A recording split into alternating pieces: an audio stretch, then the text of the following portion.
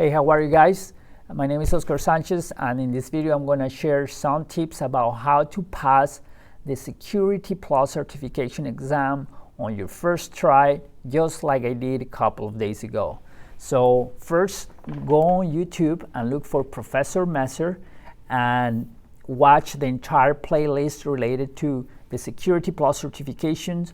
He has playlists related to all the CompTIA not all of them, but most of the CompTIA certification exams on YouTube. So it's an excellent source for learning. So while you're watching the videos, make sure you take notes.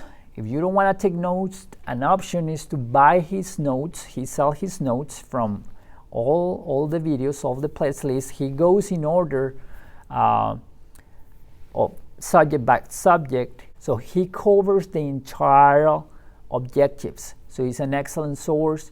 So remember, you don't want to take notes, buy his notes, but I highly recommend you take your own notes.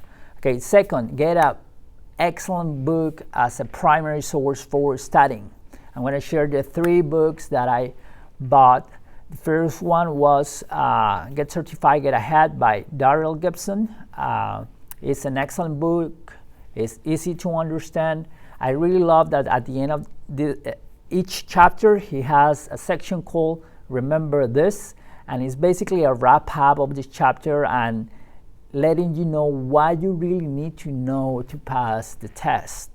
Other 2 books that I bought were the Security Plus All-in-One by Arthur Conklin and Gregory White, and the CompTIA Security Plus SYO 501 by David Plows. For all this book, I use the digital version because I know that you guys, some of you out there might like the physical version better, but I like the electronic version because it allows me to look for information really fast. If I need to look for a term or for a definition, I just press Ctrl F and I just find any type of information that I'm looking for in no time. Also, when I'm reading on a device, and if I change device, it will be synchronized. It will remember the page where I was. I can study anywhere. I can study if I'm waiting for something or for someone. I can just keep studying versus like carrying around your book everywhere. You have to carry your cell phone everywhere anyways, so it's good to have your book right there. Third advice to passing this test is try to do as many labs as possible. Make sure that you're familiar with the command line utilities mentioned in the exam objectives for Linux and Windows operating systems. There will be plenty of command outputs that you will have to interpret on the exam. So I'm gonna list in the description below some free labs from the Daryl Gibson's website, so you guys can try that out. Okay, my 4th tip is practice using Cert Master from CompTIA. This is an excellent tool for practicing and really measuring if you're ready for the test or not. They have tons of preparation questions, and I found them from all the questions, practice tests that I tried.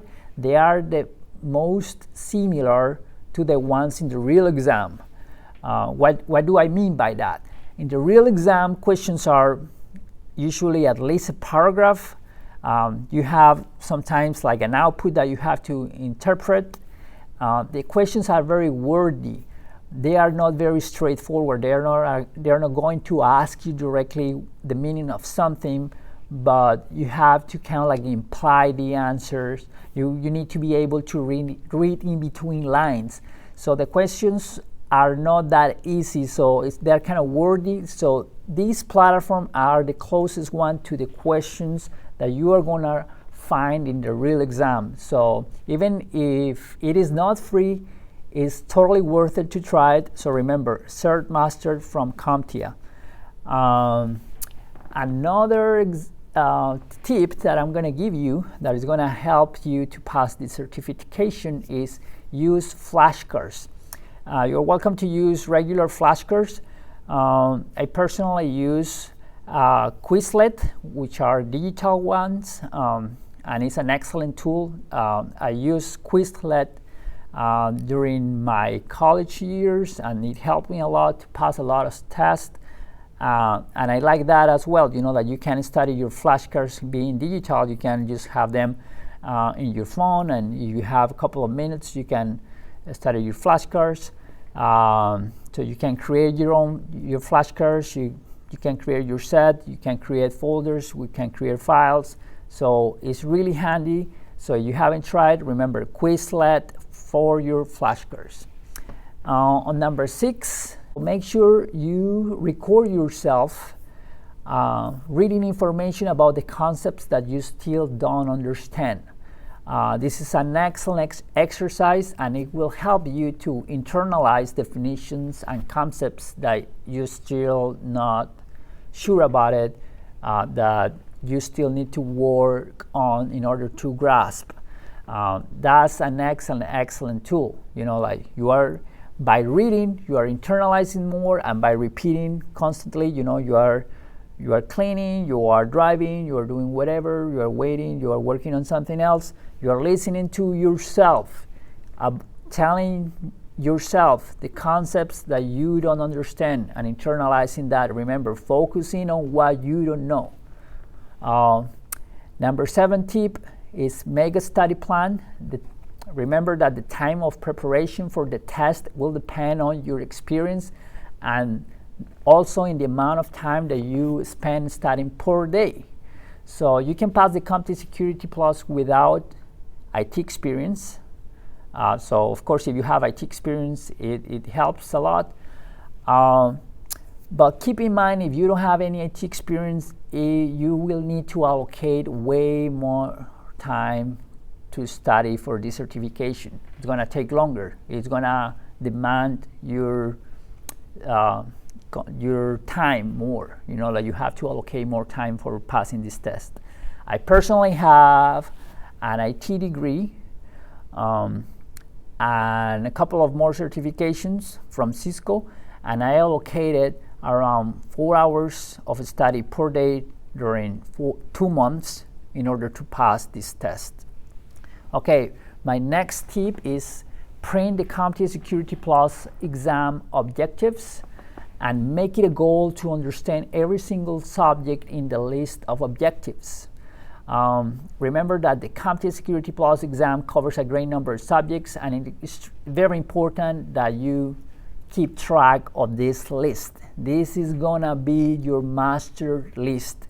You need to know every single concept of that list in order to be ready for the test. During the exam is very important. Time management. You know, you have around 90 questions and 90 minutes. So you have to be wise on your time management. You cannot spend a lot of time in a question. You have to move. You know, if you don't know, you just like give it a guess, your best guess, and move. You cannot spend a lot of time in a question because you have a lot of questions to still answer. A lot of people kind of like skip the performance questions, which are going to be located at the beginning. You can get 3, 4, 5 of those questions. I got like 5 of them. So you can just skip all of them and work on the multiple choice questions and go back to the performance questions. But make sure that you move. You know, like if you know you're not sure about a question, flag it, but don't leave it. I suggest not to leave it an answer. Answer it and flag it. And then if you have time at the end, because you might not have time at the end. I didn't have any time at all to go back and review the questions that I have flagged. So if you have time at the end, go back and check on them. But it's better to answer it. You just give it a shot and move, because you might not even have that time to come back and check. So remember, you cannot spend a lot of time on the multiple choice questions.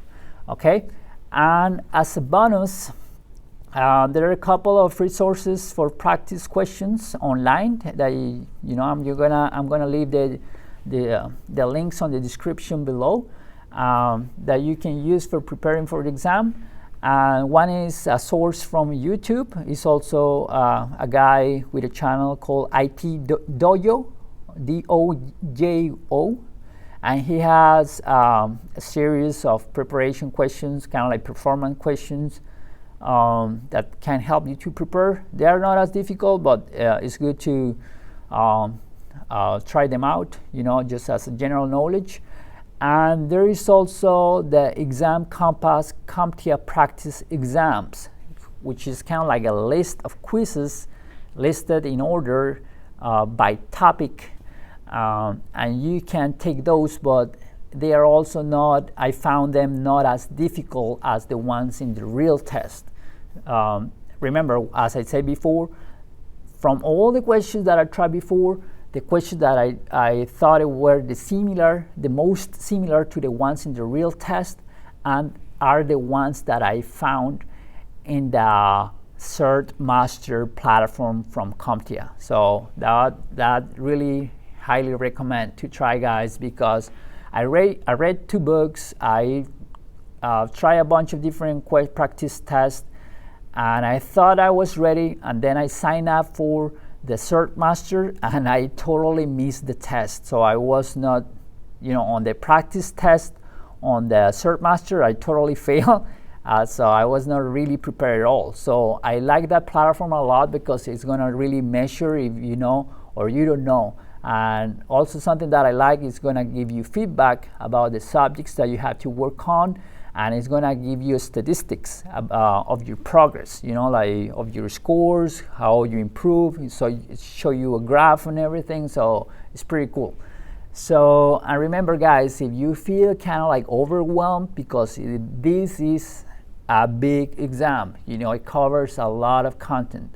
Don't worry about it, could be challenging, but just keep being consistent. As long as you do it every day, and if you're organized on the subjects that you're studying, and you are disciplined on the way that you are studying, you are going to be able to accomplish that. Believe me, you can do it. I was able to do it, and English is not my first language. Don't feel, if you ever feel overwhelmed, you think like this is too big, think about this. How can you eat an elephant, right? When we have a big problem, we don't know how to solve it. It's like a big elephant. How am I going to eat it, right? You can eat it just one bite at a time, just one step at a time. Just tackle the problem, tackle every definition one at a time, and you guys are going to be able to pass this exam. So please let me know what are you using for preparing for the certification, and let me know if you passed the exam. And thank you for watching, and thank you for your time. Take care.